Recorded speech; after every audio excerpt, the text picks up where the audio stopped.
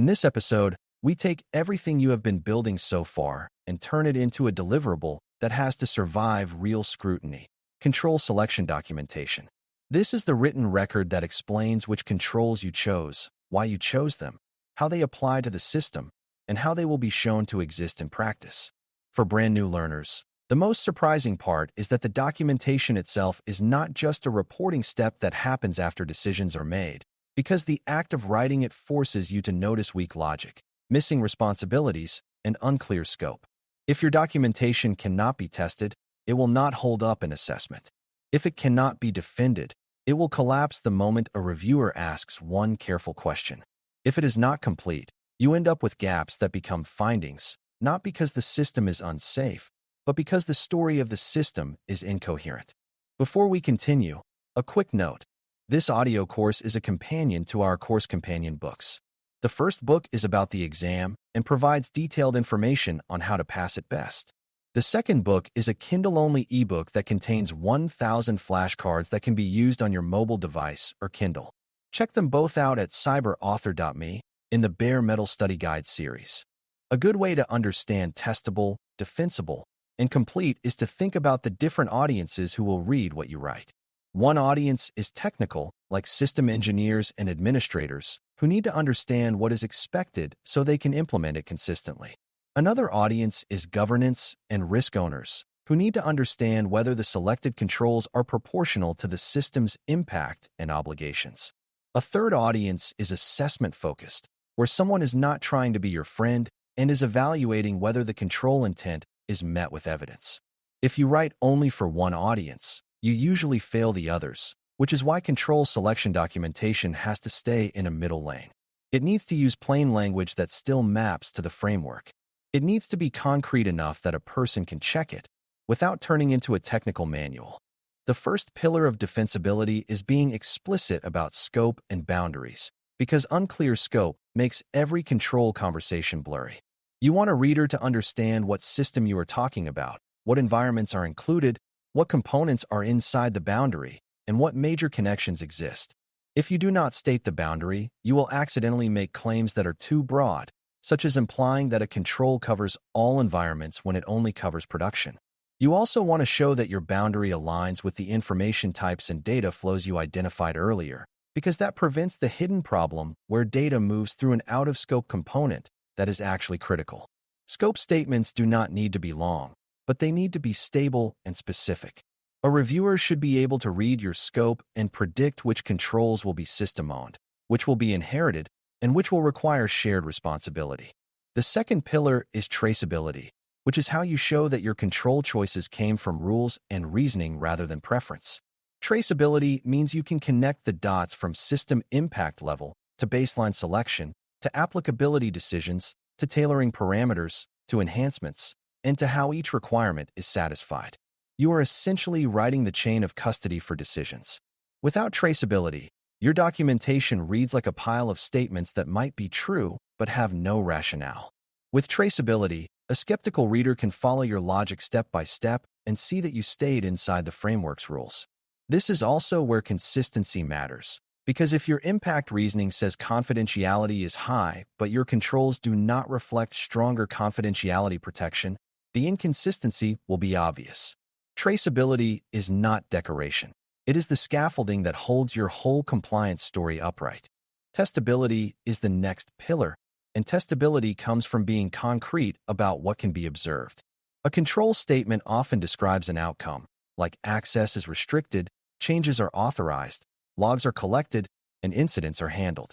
Your documentation should translate that outcome into observable evidence types, such as records of approvals, system settings that enforce rules, logs that show monitoring, or artifacts that show reviews occurred. You are not listing tools or commands, but you are describing the kinds of things an assessor would expect to see to confirm that the control is real. For example, saying access is reviewed periodically is not testable unless you state what periodic means and what evidence shows the review happened. Saying logs are protected is not testable unless you state what protection looks like, such as restricting who can alter logs and ensuring retention is enforced. A testable statement invites verification rather than hiding behind vague language. Completeness is not about writing more words. because you can write a lot and still leave holes. Completeness means every control and scope has a clear status and a clear satisfaction path, including whether it is system implemented, inherited, partially inherited, or not applicable with a real justification. Completeness also means you have captured the control's key parameters, like frequencies, timeframes, role definitions, retention periods, and scope boundaries. A common gap is forgetting to document the parts that feel administrative, like who approves access, who owns reviews, and who responds to alerts. But those parts are often where controls fail in real life. Another common gap is leaving out assumptions, like assuming a shared service is always available or assuming an external provider meets requirements without stating how you know. Completeness is the feeling you get when you can read your own documentation and not have to guess what you meant. Inherited controls are a big stress point for documentation, and they are where double counting and gaps tend to hide. When a control is inherited, your documentation should name the common control provider, describe what the provider delivers in terms of control intent, and explain how the system is included in that coverage. Then you should clearly state what the system team must do to remain within that inherited protection, such as onboarding, configuration, and operational use expectations. The goal is to avoid writing something like authentication is inherited and leaving it there, because that does not show whether the system uses the shared identity service for all user populations in all environments. You also want to avoid claiming full inheritance when only part is inherited, such as inheriting centralized logging storage while still needing to define which events are sent. If you document inheritance with clear boundaries, assessors can test it, and system owners can operate it consistently. Tailoring is another area that can make documentation either strong or embarrassing, depending on how you write it. When you tailor a control, you should state the baseline requirement, then state exactly what you tailored, such as selecting a review frequency, narrowing scope to certain environments, or choosing a method that fits the architecture. Then you justify the tailoring in terms of system context, impact level, information types, and operational realities, while still showing you preserved intent. The most common tailoring failure is writing a justification that sounds like personal opinion, such as "this is sufficient," without explaining why it is sufficient. A good tailoring justification reads like a short argument that a reasonable person could follow.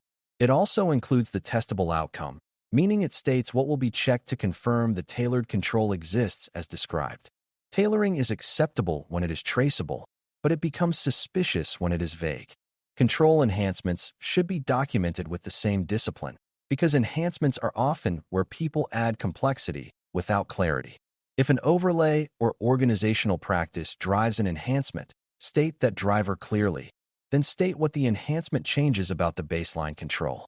If a mitigating control is used because a full implementation is constrained, document what gap exists, why it exists, and how the mitigation reduces the risk tied to that gap.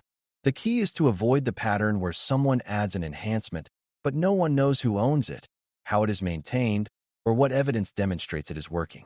Enhancements that are not owned tend to decay because they require ongoing attention. When you document enhancements well, you are also documenting operational responsibility, which is what keeps them alive after the initial compliance push ends. A control set that is hard to maintain is not truly complete because it will not remain true over time. Ownership and responsibility allocation deserve special focus because an assessor will often probe responsibility boundaries before probing technical details. If a control requires a process, document who performs it and who approves it. If a control requires monitoring, document who receives alerts and who takes action. If a control requires reviews, document who conducts the review and what triggers remediation when issues are found. If a control is partially inherited, document which team owns which part, so there is no awkward moment where two teams point at each other. This is where terms like shared responsibility are not enough, because shared responsibility without explicit assignment is a polite way to describe a gap. Your documentation should make it hard for anyone to claim they did not know they were responsible for something. The more clearly you assign ownership, the more defensible your control story becomes. A powerful technique for testability is writing each control implementation description so it naturally answers three questions. What is done? How often or under what conditions? And how do we know it happened? That approach prevents a lot of vague sentences that sound compliant, but cannot be verified. For example, if you say access requests are approved, you can strengthen it by clarifying that approvals occur before access is granted, that approvals are performed by defined roles, and that approval records are retained for review. If you say vulnerabilities are addressed, you can strengthen it by describing that remediation timeframes are set by severity and exposure, and that remediation status is tracked and reviewable. If you say backups exist, you can strengthen it by describing that backups are performed on a defined schedule, protected from tampering, and periodically validated through restoration testing.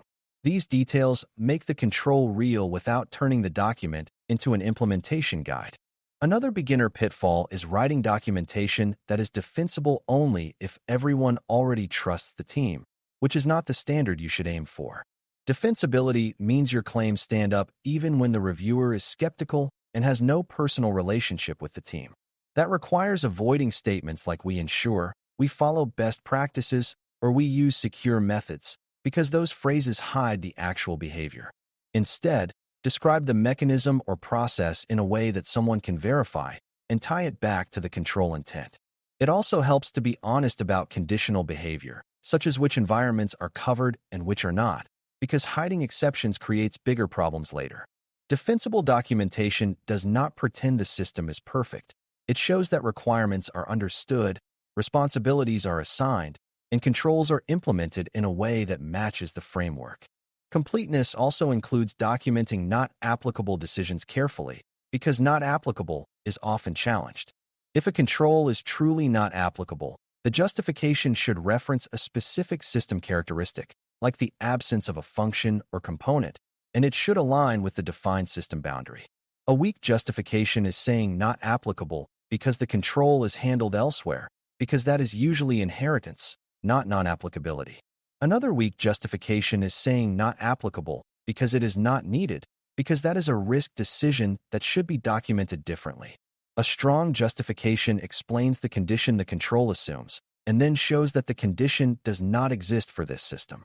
It also avoids accidental future failure by making the condition explicit, so that if the system changes and the condition becomes true, the control can be revisited.